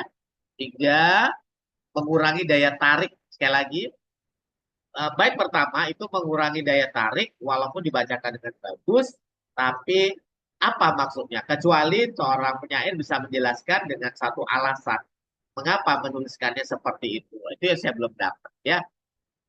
Eh, Memang ada perpindahan antara ide dengan antar bait itu memang ada yang tidak mulus, tapi bisa tertutupi kalau menurut saya dengan diksi yang tadi yang dua baris itu. Dua baris yang ini kalau menurut saya. Coba perhatikan, dari komposisi antar bait kan tidak seimbang, tapi bisa tertutupi pada bagian yang tadi saya katakan ini. Masih bisa kutulis beberapa syair yang tidak agak manis. Jadi istilahnya, walaupun kita awalnya berjalan terseok-seok, tapi tiba-tiba kita dikejutkan dengan satu yang kemulusan dan keindahan dan keterkejutan. Nah, ibaratnya seperti itulah puisi. Ya, itu ya Mas, Mas Papa Bravo untuk puisinya. Jazakallah khairan Pak Bambang. Ya, ya. Oke. Kemudian terakhir, ini karena hujan lebat, saya takut lampu mati tiba-tiba. Kak Siti Zulbaidah hadir? Tidak ya? Tadi ada, Baik, Pak. tadi ada.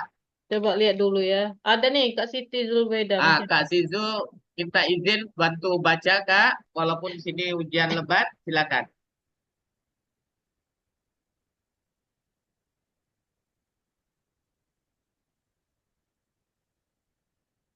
Bisa? lagi nggak dengar kayaknya, Pak.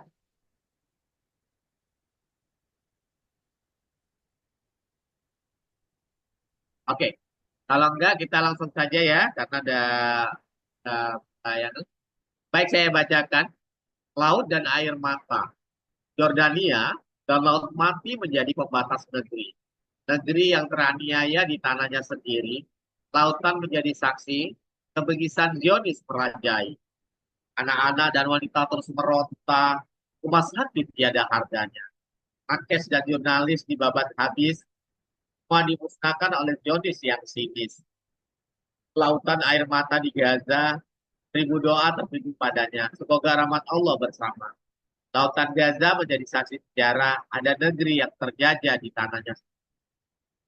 Oke, itu puisi tentang tema Palestina ya, Kak Cynthia. Kita bisa melihat ini beberapa catatan. eh, ada beberapa catatan yang sedikit mengganggu. Ini tentang Zionis, pengulangan kata Zionis. Kecuali dia berpola. Ini tidak berpola, tapi ada sebuah pengulangan. Kebegisan Zionis merajai. Semua dimusnahkan oleh Zionis yang sinis. Jadi kalau misalnya itu harus kita pilih dengan satu bentuk perumpamaan, Zionis itu selain kata ini ya, ada juga gini. Coba perhatikan, kata kalau sebuah puisi kalau menurut saya itu adalah harus penuh dengan sebuah kemasan-kemasan yang tersembunyi.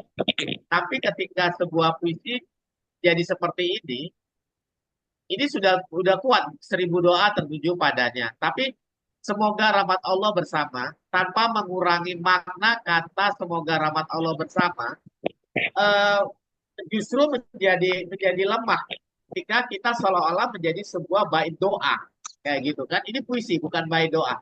Semoga rahmat Allah bersama. Kata-kata semoga saja ini sudah menjadi lemah ya. Ibaratnya kita sedang berdoa seperti itu. Ya, iya. Ini berarti puisi ini masih belum disuasuti dengan tuntas, sehingga perlu ada proses penuntasan dengan baik. Ya, semua dimusnahkan oleh Zionis yang sipil. Kan? Ada negeri yang terjajah di tanahnya sendiri. Mengapa harus pakai kata yang? Ada negeri terjajah di tanahnya sendiri. Saya merasakan kalau kita mau mengulang-ulang, apabila kata yang ada fungsi kata yang.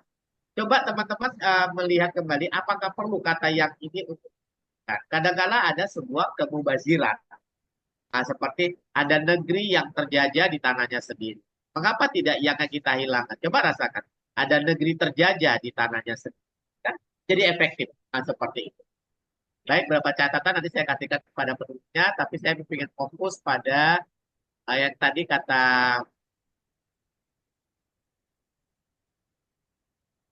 karena puisi ini berusaha untuk menampilkan apa ya, menampilkan sebuah realita dengan ada setting tempat, tapi masih terasa belum ada tempatnya itu belum terasa menjadi sebuah latar cerita, ya, sebelum menjadi latar cerita sehingga penggambaran-penggambaran seperti eh, yang diharapkan ada laut, tadi kan ada laut itu menjadi sebuah penggambaran yang emosional kuat belum nampak di situ dengan kuatnya, ya. Itu yang bisa saya berikan, Mita. Memang saya tidak bisa sedalam Udaradi. Udaradi, silakan nanti kalau masih ada sesi bertanya, kita masih beri waktu sampai jam itu. Tapi kalau dirasa tidak ada, teman-teman sekali lagi yang puisinya belum terpilih, nanti coba kita lihat pada event berikutnya setelah kami evaluasi bagusnya seperti apa, ya. Kalau misalnya kami punya nafas panjang, kami ulas satu persatu, kami kirim Jafri ke grup atau bagaimana, itu nanti kita diskusikan secara tim nanti seperti apa. Karena dengan 10 puisi aja itu sudah sampai larut. Silakan Mita, itu saja yang bisa saya sampaikan. Assalamualaikum warahmatullahi wabarakatuh. Waalaikumsalam warahmatullahi wabarakatuh. Terima kasih Pak Bambang atas koreksinya pada malam hari ini. Jadi teman-teman udah selesai untuk 10 puisi dari 10 penulis tadi. Kita sebenarnya masih punya waktu menjelang pukul 22 waktu Indonesia bagian Barat ya. Sekitar berapa nih? 20 menit lagi. Jika ada yang ingin didiskusikan atau dikonfirmasi, ditanya ke mentornya boleh dipergunakan. Jika tidak ada, nanti kita langsung tutup. Oke, silakan Pak Ali. Mic-nya Pak. Baik, Assalamualaikum warahmatullahi wabarakatuh. Waalaikumsalam warahmatullahi wabarakatuh. Waalaikumsalam. Salam hormat buat Pak Bambang sama Uda Radi ya. Dan juga semua sahabat penyair ya. Yang salam kenal yang belum, yang udah salam kompak selalu. Ya mohon maaf tadi Uda Radi, Pak Bambang, Kak Kapita. Saya juga nggak tahu dikasih tahu Pak Bambang. Alhamdulillah saya nggak ada juga di grup Kak. Jadi saya nggak tahu juga udah kalau memang udah diberikan komentar saya nggak tahu juga. Tapi kalau boleh di flashback lagi, saya mau dengar gitu udah. Mohon maaf. Itu aja Kak Kapita. Oh, nanti Bapak putar ulang kalau kayak gitu rekamannya nih. Kasihan Bang Ragdi ya. Atau gimana Bang Ragdi?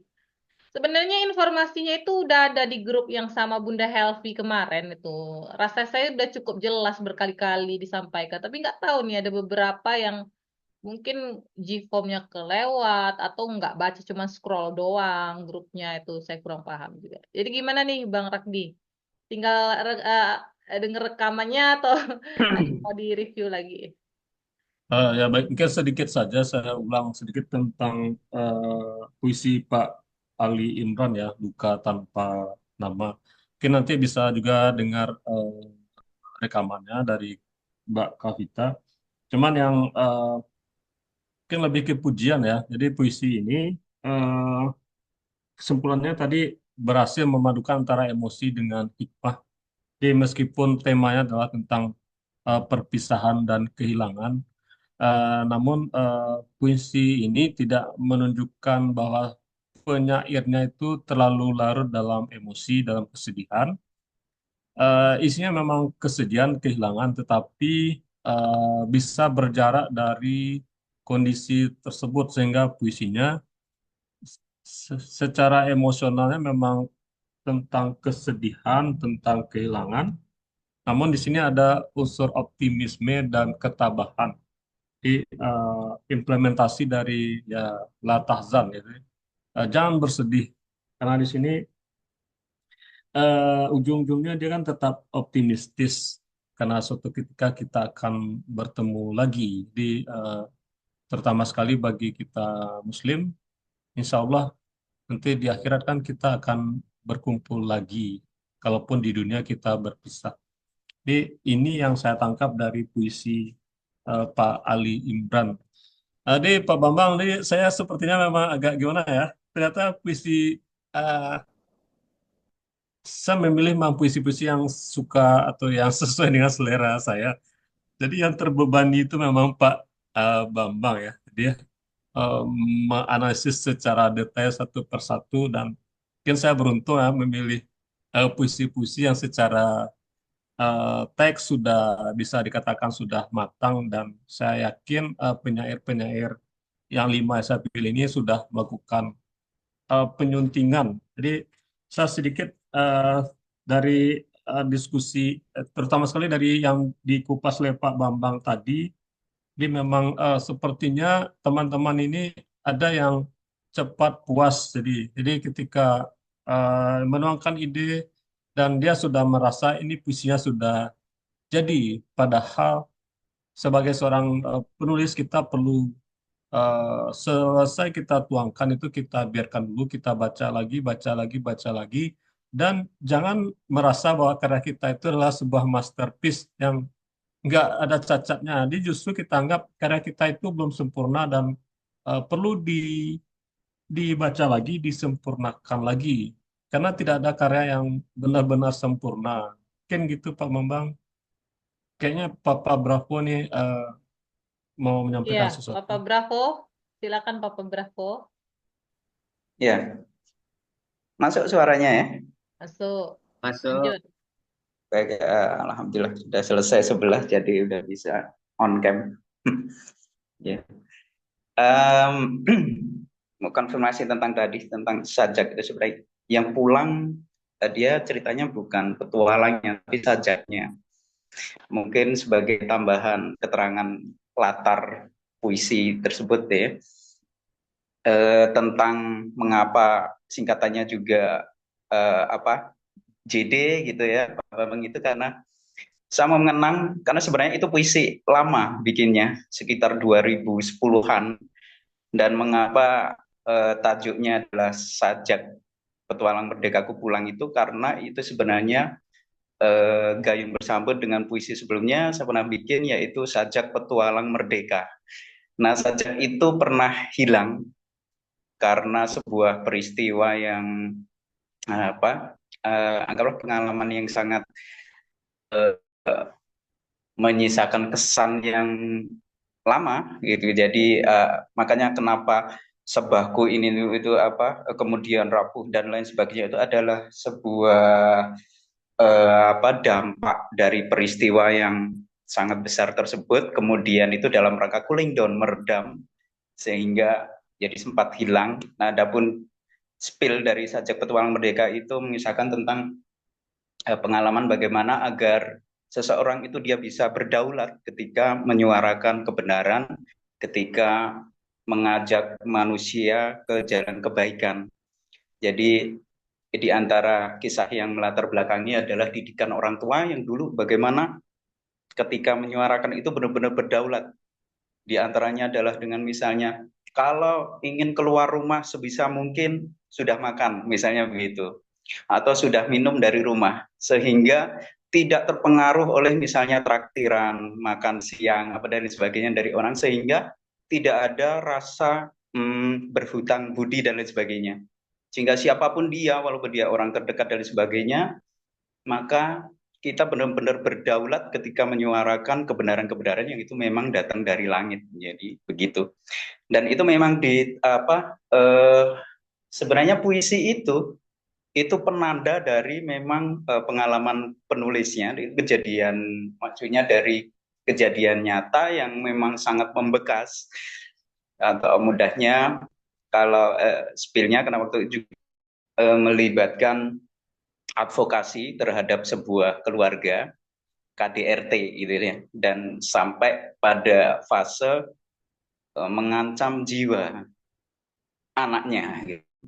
Jadi peristiwa itu memang kemudian membuahkan pertumpahan darah. Jadi mudahnya begitulah, pertumpahan darah walaupun tidak sampai memakan korban jiwa, tetapi ternyata ujian ketika membela atau mengadvokasi sebuah keluarga yang KDRT ini justru kemudian menjadi serangan balik gitu ya, serangan balik terhadap pelakunya atau penulisnya.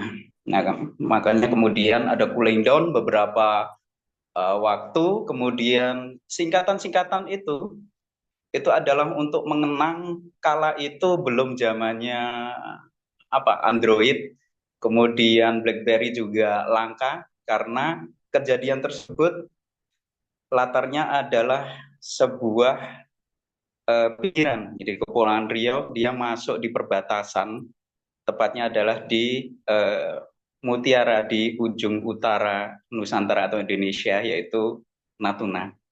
Nah itu di situ, dan di sana memang agak lain dengan daerah-daerah lain. Jadi kemungkinan kalau secara pembangunan tertinggal sekitar mungkin beberapa tahun gitu ya, termasuk teknologi. Nah kenapa tulisan seperti itu adalah mengenang waktu itu komunikasi kita lewat SMS. Nah dan itu kemudian yang ingin dikenang. Sebenarnya itu lengkapnya malah mungkin aku banyak singkatan di situ ya, banyak singkatan. Nah kemudian hanya kemudian diambil beberapa saja sekedar untuk sebagai penanda gitu ya, sebagai penanda bahwa puisi itu dibuat ketika era singkatan-singkatan SMS-an, di antaranya begitu. Dan kemudian tadi sudah disampaikan bahwa sajak itu kemudian kembali setelah melakukan semacam recovery jiwa, mudahnya begitu ya, untuk kemudian bahwa walaupun timbal balik dari sebuah advokasi terhadap KDRI tersebut adalah berdampak sangat besar baik secara pribadi maupun sosial yang terjadi seperti itu ya, sampai pengucilan dan sebagainya. Tapi ternyata di endingnya kemudian sampai pada kesimpulan enggak, ternyata yang dilakukan adalah sesuatu yang sudah benar, bahwa saya akan melanjutkan untuk kemudian menebar kebajikan bagi semesta. Sebenarnya itu terinspirasi bahwa turunnya risalah ini adalah sebagai rahmatan lil alamin, begitu kan, sebagai rahmat bagi semesta, maka kemudian Iqbal itu berkebajikan bagi semesta. Di antaranya demikian. Kompletnya saya kira terbatas waktu. Wallahu a'lam. Jazakumullah khairan. Assalamualaikum warahmatullahi wabarakatuh. Waalaikumsalam warahmatullahi wabarakatuh. Udah puas kayaknya Nenek ya. Nungguin Nenek 1 menit lagi nggak berhenti. Oke, gimana Pak Omang?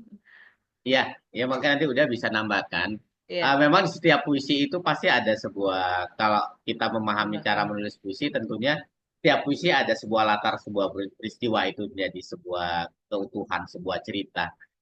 Ah, tapi ceritanya sangat mengharu biru, apalagi sebut Natuna tadi ya Vita ya. Nah, Iya kita Pak. ya itu kampung kita tuh. Kampung kita, jadi kita tahu bagaimana. Tapi dalam pembacaan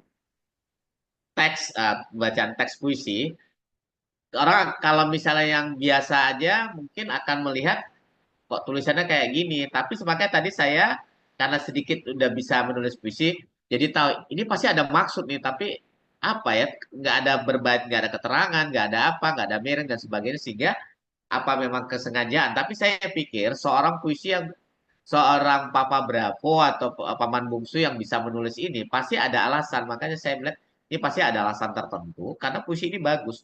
Puisi ini bagus ketika apalagi pada di bagian yang ini 2 baris yang ini saya katakan masih bisa ketulis berbait syair yang tidak kuanggap manis. Itu kan pilihan-pilihan diksi yang luar biasa. Apalagi tutupi dengan dan malamku membakar. Ini pasti ada sesuatu, tapi kita sebagai pembaca tidak akan pernah tahu eh, ini salah ketik nih bahasa seperti itu. Jadi paling tidak itu tinggal memberikan sebuah alasan atau keterangan seperti apa. Karena pembaca nggak akan minta keterangan dari Papa Bravo. Apa ketiknya kayak gini dan sebagainya. Tidak seperti itu kan. Tapi kita kalau misalnya tetap mau seperti ini, biar kita kan puisi ini untuk pembaca bukan untuk kita gitu kan. Jadi mungkin ada sesuatu simbolik apa yang dimunculkan tentang mengapa menampilkan seperti ini ya, seperti itu. Ya, nggak apa-apa sih. Saya sekarang salut puisi ini bagus, hanya menjadi satu tanda tanya di sini. Pasti ada unsur kesengajaan, seperti tadi saya bilang. Ya, makasih. Oke, terima kasih Pak Bambang. Masih ada lagi nggak yang mau diskusi atau konfirmasi di pertemuan kali ini? Ada? Nggak ada? Nggak ada lagi kayaknya nih, Pak. Nggak apa-apa ya, tapi sebentar Betul. udah. Nanti kita cari evaluasi udah ya sama Vita, Mbak Ika, seperti apa polanya, agar teman-teman yang telah mengirim yang kan 43 berarti 33 lagi akan seperti apa nanti kita coba bincangkan. Karena bagaimanapun sebuah karya itu kan pasti sudah dibuat. Tapi terus terang di sini sudah banyak-banyak penyair-penyair yang sudah hebat sehingga itu juga jadi pertimbangan sebetulnya. Pertimbangan kita memilih salah satunya, bukan gitu kan. Bukan berarti yang terpilih ini yang bukan itu, tapi kami melihat sebuah celah yang untuk bisa, kalau saya, yang celah sesuai kemampuan saya, oh ini yang bisa saya coba evaluasi gitu kan. Kalau udah mungkin dengan keilmuannya semua visi bisa diulas dia, tapi saya melihat sesuatu ada celah mana yang bisa saya untuk ungkapkan. Kayak tadi Mas Dika tadi, puisi kamarnya luar biasa kali yang pertama tuh, makanya saya nggak ada celah, tapi ketika ketemu ada ra, itu menarik sekali untuk saya jelas ya seperti itu. Itu saja Vita, silakan udah mungkin ada Oke, sesuatu yang mau dari disampaikan. Bang Rakdi mungkin. Oh ya, terima kasih Pak Bambang, Mbak Kavita, juga Mbak Ika tadi lupa menyapa ya. Eh, Ya banyak sekali puisi, namun menurut saya ya, meskipun mungkin tidak semua puisi teman-teman tuh dibahas satu persatu, namun sebenarnya dari puisi-puisi yang dipilih tadi bisa jadi semacam sampel ya, karena dari teks yang dibahas itu kita sama-sama bisa bisa mengambil pelajaran lah, dan tentunya tidak akan ada yang benar-benar komprehensif membahasnya karena kita memang terhukum oleh waktu. Karena satu buah puisi itu kalau dikaji secara mendalam itu kan butuh waktu berjam-jam, berhari-hari, bisa jadi bertahun-tahun. Contohnya puisi eh, Sitor Situmorang saya, Malam Lebaran, Bulan di atas Kuburan. Kan cuma satu baris, tetapi ketika dikaji itu bisa menghasilkan begitu banyak artikel ataupun hasil penelitian. Begitu juga karya kawan-kawan semuanya.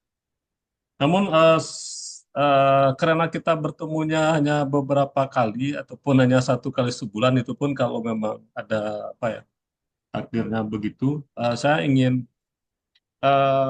kebetulan karena saya ditunjuk sebagai ya apalah itu fasilitator ataupun mentor, jadi kayak saya punya kewenangan yang memberikan masukan gitu. Jadi tanpa mengurangi penghargaan pada kawan-kawan semuanya yang tentunya juga punya pengalaman, punya pengetahuan dan punya standar dan cara berkreativitas. Namun menurut saya kita dalam menulis itu perlu apa ya membuka diri. Jadi eh, kadang-kadang memang ketika karya kita dibaca oleh orang lain itu baru nampak celahnya. Berbeda dengan kita baca sendiri dan kita merasa puas. Kita merasa, oh ini sudah karya paling bagus yang saya hasilkan. Namun ketika dibaca orang lain dengan sudut pandang dia, ternyata akan ditemukan ada celah-celah. Dan sebagai seorang penulis, disitulah letak tantangan dan kebesaran jiwa kita untuk apakah mengoreksi, mengedit, dan segala macamnya. Karena menurut Ernest Hemingway itu dari 10 karya yang dihasilkan hanya satu yang baik, 9 itu sampah. Artinya eh, ketika kita menulis kita juga perlu membuka diri untuk karya kita itu memang perlu dikoreksi dan itu bukanlah karya yang sudah sempurna. Jadi s- saya ingin menyampaikan itu saja kepada kita supaya nantinya kita benar-benar bisa menghasilkan karya yang memang layak dibaca dan menjadi sesuatu yang abadi karena eh, kita sama-sama sepakat bahwa apa yang diucapkan itu akan hilang di tiup angin sementara apa yang dituliskan akan mengabadi, dan karya apa yang mengabadi itu adalah karya yang benar-benar ditulis ataupun dibuat dengan proses yang dengan kerja keras gitu. Karena kita perlu meyakini dan memahami bahwa puisi itu adalah karya seni. Karya seni ya, artinya bukan sekedar kita menuangkan emosi kita, eh, curhatan kita, tidak.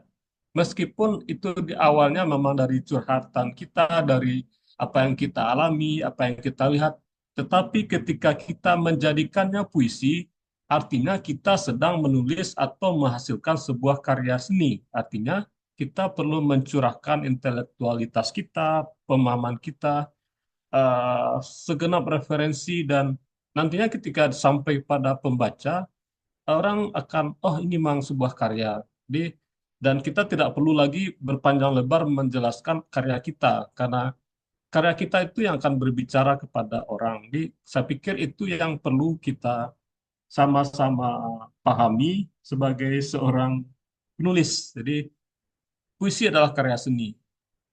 Sastra itu juga karya seni dan estetikanya, dan uh, kita memang perlu berproses sama seperti seorang pematung. Dia butuh waktu bertahun-tahun sampai menghasilkan sebuah karya yang instalasi yang sempurna, yang tidak hanya akan dinikmati dalam 1 2 hari, tapi berpuluh-puluh tahun, beratus-ratus tahun. Dan saya harap kita semua di FLP juga punya cita-cita menghasilkan karya-karya seperti itu, sehingga nantinya akan lahir dari FLP penulis-penulis seperti Raja Ali Haji, Sutarji Kalzum Bahri, atau Sapardi Djoko Damono yang seperti itu. Di jangan langsung puas, karena saya melihat, terutama sekali saya ikuti perkembangan di Lixitera, itu kan teman-teman itu berproses dari bulan ke bulan itu, dan hasilnya memang saya lihat memang menunjukkan bagaimana progres itu nampak, mana yang sering dibahas, lama-kelamaan dia memang menghasilkan karya yang bagus, yang menunjukkan kematangan. Jadi, saya pikir kita itu yang perlu itu bersabar, bersabar dalam proses. Mungkin itu Pak Bambang, terima kasih banyak atas waktunya, juga Mbak Kapita, Mbak Ika, dan teman-temannya semuanya yang sudah bergabung di klinik puisi Forum Karpena. Dan ini baru yang saya pribadi ya, masih banyak lagi orang-orang yang menulis puisi, dan kita perlu membuka diri terhadap pikiran-pikiran orang lain dan saran-saran dan referensi sebanyak mungkin. Mungkin itu Pak Bambang dan Mbak Vita, terima kasih. Mohon maaf karena terlalu panjang. Assalamualaikum warahmatullahi wabarakatuh. Waalaikumsalam warahmatullahi wabarakatuh. Baik, terima kasih Bang Raffi. Terima kasih juga Pak Bambang untuk apa namanya ilmu dan pengalamannya pada hari ini ya dalam review puisi teman-teman. Ada 10 orang tadi, dan insya Allah untuk rekaman malam hari ini ditunggu aja ya teman-teman, nanti begitu sudah diupload akan saya informasikan di situ. Sesegera mungkin lah gitu ya. Biasanya kan Thank nggak you. jadi jangan ditanya lagi. Oke. Selanjutnya untuk kegiatan lanjutannya formatnya bagaimana? Apakah Zoom atau diskusi bentuk-bentuk lain? Nanti juga ditunggu saja dari apa namanya informasi di grupnya. Ya mungkin kita sama-sama maklum ya Pak dengan kegiatan masing-masing dan berusaha tetap stay di grup ini gitu. Itu saja malam hari ini. Sekali lagi terima kasih buat mentor kita dua-duanya. Terus terima kasih buat teman-teman yang udah hadir pada hari ini, yang udah on cam ya, udah bersuara dan menyimak sampai akhir. Tadi ada dari awal Pak sekitar 28 orang kita di sini. Artinya cukup bertahan sampai malam hari ini di 26 orang. Sekali lagi terima kasih. Kita tutup dengan lafaz hamdalah, alhamdulillah alamin. Alhamdulillah. Maaf apabila ada kesalahan, kata-kata yang kurang berkenan. Terakhir dengan doa kafaratul majelis. Subhanakallahumma wabihamdika. Komunikasi. Assalamualaikum warahmatullahi wabarakatuh dan selamat istirahat. Kasih. And all ya. Pakai dokumentasi Bang ya. Raffi, terima kasih Pak Bambang. Sama. And all aja.